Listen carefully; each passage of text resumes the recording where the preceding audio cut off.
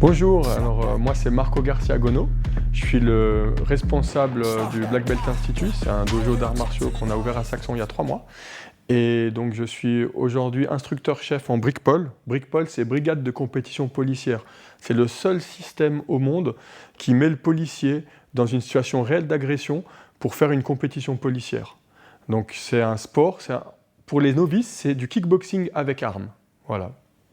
Alors j'ai commencé la compétition en BRICPOL en 2017, donc au championnat du monde qui était organisé en Suisse par un policier qui s'appelle Karl Emery en activité, une très belle personne, et qui m'a invité, comme j'avais un dojo où on faisait le close combat, en me disant « Marco, il y a le BRICPOL, est-ce que tu connais ?» Je dis « Non, je ne connais pas ». Il m'a dit « Tu verras, c'est super bien pour toi, passer de la self-défense, et puis c'est ce que vous pratiquez avec des armes, et c'est une compétition, ils viennent les meilleurs d'Espagne, et puis tu peux venir avec tes élèves, il y aura d'autres dojos, et puis c'est vraiment ouvert à tout le monde. » Et j'ai trouvé le concept génial, parce que souvent dans les dojos, on s'enferme en pensant qu'on est le meilleur, et puis on ne se confronte pas à la réalité, et là, le fait que, aujourd'hui, je le dis haut et fort à tout le monde, le BRICPOL, c'est ouvert à tout le monde. Que vous n'ayez pas fait de sport, que vous ayez fait du judo, que vous faites du karaté, que vous faites de la boxe, que vous n'ayez jamais rien fait, que vous ayez fait de la bagarre de rue, puis vous voulez voir un peu ce que ça donne. Avec les règles du BRICPOL, on a des tenues complètes. Donc je vous montrerai après avec casque, plastron, on est complètement protégé. Le but, c'est pas de se blesser, mais de se faire plaisir. Et là, on rentre dans la compétition. Et ce jour-là, j'ai fait un combat, mais je m'en souviendrai toute ma vie. J'ai combattu le champion d'Espagne en titre, qui est un policier. Et on a fait un combat qui était incroyable. Et je tombe amoureux de la discipline. Stop that. Stop that. Stop that. Stop that. Le BRICPOL, c'est une discipline qui est vraiment complète. Parce que en fait, ça résume en fait ce qui pourrait vous arriver réellement concrètement dans la rue. Aujourd'hui, malheureusement, on est dans un 2024, bientôt 2025, le couteau, c'est une arme qui est très dangereuse. La plupart des gens, ils ont un couteau et ils n'hésitent pas, avec leur stress, leur état mental, les déceptions qu'ils ont de la vie, à tout d'un coup péter un câble et sortir un couteau. L'avantage de Trail BRICPOL, c'est que ça va nous permettre de pouvoir déjà mieux domicilier l'agression, de voir ce qui se passe et surtout éviter des choses terribles. Première chose, comme je dirais toujours, quand quelqu'un sort un couteau, c'est possible, vous partez en courant. Okay, ça c'est vraiment. Mais si vous êtes bloqué à un mur et la confrontation, elle est inévitable, donc déjà savoir protéger ses parties vitales, la gorge.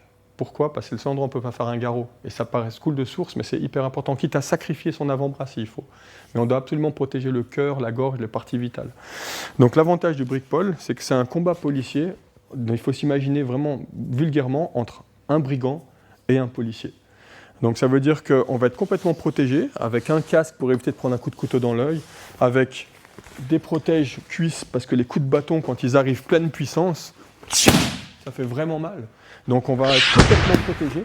Des avant-bras pour parer justement aussi les coups de couteau qui arrivent sauvages, parce que ça fait vraiment mal, même si on est en compétition, même si on est préparé à ça.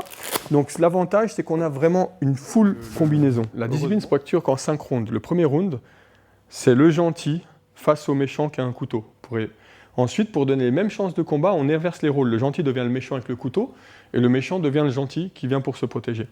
Le troisième round, on fait la même chose. Cette fois-ci, c'est le policier avec une matraque qui vient pour se protéger d'un individu fou furieux qui vient et qui peut tout faire. Il peut l'amener au sol, il peut faire du judo, il peut le projeter, il peut le taper, il peut lui faire des front kicks, il peut lui faire des directs, il peut lui mettre un coup de tête s'il a envie, il peut tout faire. Et on doit se protéger. On inverse les rôles à la 4e round, et le 5e round, le dernier, c'est du kickboxing pur. Donc on arrive avec ce qu'on connaît tous, 1 minute de kickboxing, 1 minute 30, suivant les catégories de poids. Et à la fin, c'est comme en kickboxing, il y a un arbitrage. 17, 19, 9, 10, 10, et voilà.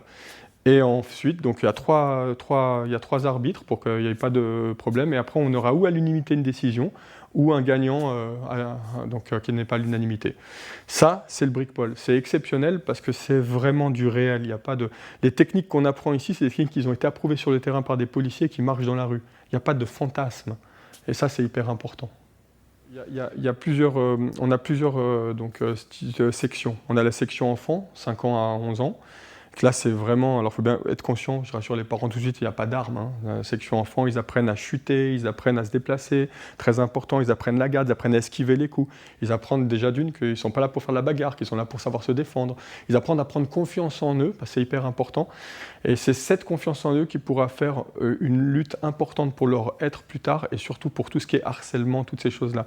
Le sport, à la base, c'est du sport. Pour moi, on vient au dojo comme on fait du tennis et du ping-pong. Attention, qu'on soit bien d'accord, c'est juste du sport et de la coordination. À la base, c'est que de la coordination, des réflexes et des jeux. Ensuite, bien entendu, il y a les ados. C'est clair que ce n'est pas du tout les mêmes cours. On ne peut pas captiver un ado de 12 à 17 ans avec les mêmes cours que les enfants. Lui va venir vraiment plus pour le déplacement de soi, pour l'aspect compétition, pour voir comment ça se passe, pour tester ses limites. Ça, c'est l'ado. Ensuite, on a l'adulte. Lui, il veut juste, des fois, c'est juste un peu de physique, perdre un peu de poids, se faire plaisir, être une bonne ambiance, et il ne veut surtout pas rentrer avec la tête à l'envers. Donc ça, c'est vraiment encore une autre section. Aujourd'hui, le but, les gens, ils viennent, on leur donne ce qu'ils ont besoin, c'est-à-dire se dépenser, se faire plaisir, et avoir une hygiène de vie par le sport, tout simplement, et le bien-être.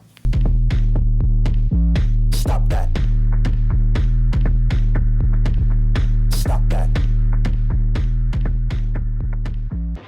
J'ai 49 ans et j'ai fini donc, au championnat d'Europe à Alicante où j'ai remporté en mettant KO mon partenaire au 3e round, donc la ceinture européenne du brickball, la première ceinture qui a été mise en jeu de l'histoire. C'est moi qui l'ai eu en combat au gala de fermeture des championnats du monde de kickboxing. Parce que donc, je suis espagnol d'origine, mais je suis né en Suisse, j'ai fait toute ma vie en Suisse et je me considère comme Suisse, quoi, hein. Donc j'ai été annoncé comme Suisse, bien entendu, qui va combattre un Espagnol en Espagne. Ça fait quand même bizarre. Et en plus, mon partenaire donc, de combat, mon adversaire, était champion d'Espagne de kickboxing et surtout il venait de la région de Valence. Et quand ils l'ont annoncé, le présentateur bien entendu, qui vient de Valence, qui combat pour l'honneur de toutes les personnes qui sont décédées, j'avais 2000 personnes qui étaient en train d'applaudir. Et c'est un peu compliqué parce que moi, à part mon coach et mon fils, il n'y avait personne qui était pour le petit Suisse là-bas à Alicante. Mais on a fait le travail. Et ce soir-là, c'était vraiment magique parce que mon fils, qui s'appelle Attila, que j'ai entraîné depuis l'âge de 1 an au dojo et qui a toujours été dans le dojo, il est venu pour faire un super fight donc de boxe libre, qui est notre discipline, et il a aussi gagné une ceinture de champion du monde. On est rentré père et fils avec ces 2 ceintures, et ce qui fait un peu la une, parce que c'est assez rare. Stop that. Yeah, I hear him chat to the noise. Can't stop for the talking. I hear him chat with the boys. Nice keep walking, yeah. Just too sharp with the prize. Let tell me I'm awesome, yeah. Hot like fire on the pan. If you wanna touch me, please use caution. On est à un niveau où il n'y a pas de place pour la triche, quoi. Il n'y a pas de place pour... on doit vraiment se donner de la peine. Et c'est important parce que ça permet de la visibilité, bien entendu, ça donne envie à des jeunes de découvrir une passion. Moi, si je suis arrivé dans les arts martiaux, c'est parce que des gars m'ont fait rêver, hein, on va dire des noms, on en parle, tout le monde en parle, mais Bruce Lee m'a fait rêver. Quand j'étais petit, j'avais le nunchaku, d'ailleurs là on a les petits nunchaku d'entraînement pour les enfants, j'ai regardé Bruce Lee et j'ai dit c'est le métier que je veux faire. Voilà. Et aujourd'hui, la vidéo que mon fils a fait le combat en 24 secondes, elle est impressionnante, il y a des combattants qui l'ont partagé et c'est une fierté, bien entendu, c'est une fierté et c'est un travail, c'est l'accomplissement d'un travail qu'on voit et ça c'est la plus belle carte de visite parce que vous avez beau mettre je suis ceinture noire 7e dan d'un sport, patati patata, ça c'est facile. Mais par contre quand vous avez une compétition internationale et puis que vous ramenez un titre, ça c'est différent, ça parle tout seul.